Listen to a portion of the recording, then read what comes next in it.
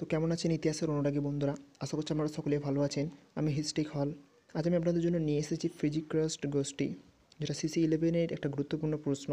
চাইলে আপনারা সেটাকে জ্ঞান বাড়ানোর খাতিরেও পড়তে পারেন।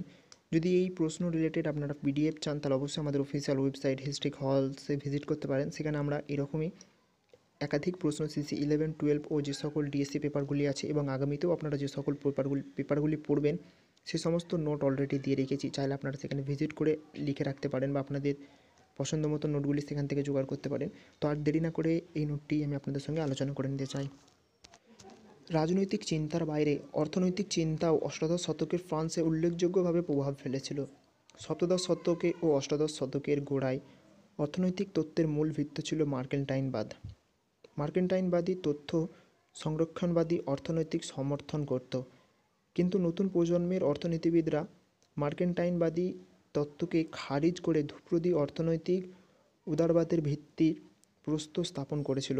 স্কটিশ অর্থনীতিবিদ অ্যাডাম স্মিথ যাবতীয় বাধা নিষেধ থেকে অর্থনীতিকে মুক্ত করার কথা বলেন।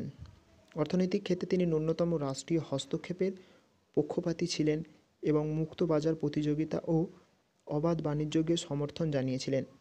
তার অর্থনৈতিক চিন্তা লেসফেয়ার ফ্রেম নামে পরিচিত। এখানে সম্ভবত আমার স্পেলিংটা একটু মিস্টেক হয়েছে। লেসফেয়ার ফ্রেম নামে পরিচিত। সমকালীন ফ্রান্সে একদল অর্থনৈতিক চিন্তাবিদও এই ধরনের অর্থনীতির কথা বলেছিলেন। তাদের বলা হতো ফ্রিজিওক্রাস্ট অর্থনীতিবিদ। ফ্রিজিওক্রাস্ট চিন্তাবিদরা প্রচার করেছিলেন সম্পদের উৎস সোনা বা রূপো নয়, একমাত্র জমিই সম্পদের উৎস। তারা কৃষিতে ও কৃষিপণ্যের বাণিজ্যের রাষ্ট্রীয় হস্তক্ষেপের তীব্র বিরোধী ছিলেন। ফ্রান্সে ফ্রিজিওক্রাস্ট চিন্তাধারার শ্রেষ্ঠ প্রতিনিধি ফ্রাঙ্কোয়েস কুইসনে, যিনি রাজতন্ত্রের কাছে খাদ্যশস্য বাণিজ্য মুক্ত করার দাবি জানিয়েছিলেন। ফরাসি সরকার অনেক সময় আইন শৃঙ্খলা রক্ষার উদ্দেশ্যে দ্রব্যমূল্যের ওপর নিয়ন্ত্রণ আরোপ করত। এই নীতির তীব্র বিরোধী করেছিলেন কুইসনে। ফ্রিজিওক্রাস্টিক মতাদর্শে অনুপ্রাণিত হয়ে ষোড়শ লুইয়ের অর্থমন্ত্রী তুর্গো 1770-এর দশকের গোড়ায় খাদ্যশস্যের অবাধ বাণিজ্য নীতি ঘোষণা করেন। খারাপ ফলনের সঙ্গে মজুতদারি যুক্ত হওয়ার ফলে খাদ্যদ্রব্যের মূল্য অস্বাভাবিক হারে বৃদ্ধি পেয়েছিল। ফ্রান্সের নানা স্থানে খাদ্য দাঙ্গা দেয়। তখন ফরাসি সরকার পুনরায় পণ্যমূল্যের ওপর নিয়ন্ত্রণ আরোপ করতে বাধ্য হয়। তথাপি একথা অস্বীকার করা যায় না যে অর্থনৈতিক ক্ষেত্রে রাষ্ট্রীয় হস্তক্ষেপের তীব্র বিরোধিতা করে ফ্রিজিওক্রাস্ট চিন্তাবিদরা নিরঙ্কুশ রাজতন্ত্রকে আক্রমণ করেছিল।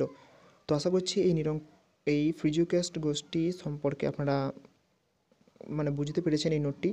তো যদি কোনো জায়গায় আপনাদের মন্তব্য থাকে অবশ্যই করতে পারেন, এবং কিছু জায়গায় একটু বানান ভুল আছে, আপনারা একটু অ্যাডজাস্ট করে নেবেন। তো যদি এটার PDF চান এবং আরও অন্যান্য নোট চান, তাহলে অবশ্যই আমাদের অফিসিয়াল ওয়েবসাইট হিস্ট্রিক হলে ভিজিট করতে পারেন। সেখানে আমরা এরকমই একাধিক প্রশ্ন তার উত্তর দিয়ে থাকি। তো দেখা হচ্ছে পরবর্তী আর একটি নতুন ভিডিওর সাথে। যারা ভিডিওটি সম্পূর্ণ দেখেছেন তাদের অসংখ্য ধন্যবাদ। তো দেখা হচ্ছে আর একটি পরবর্তী নতুন ভিডিওর সাথে।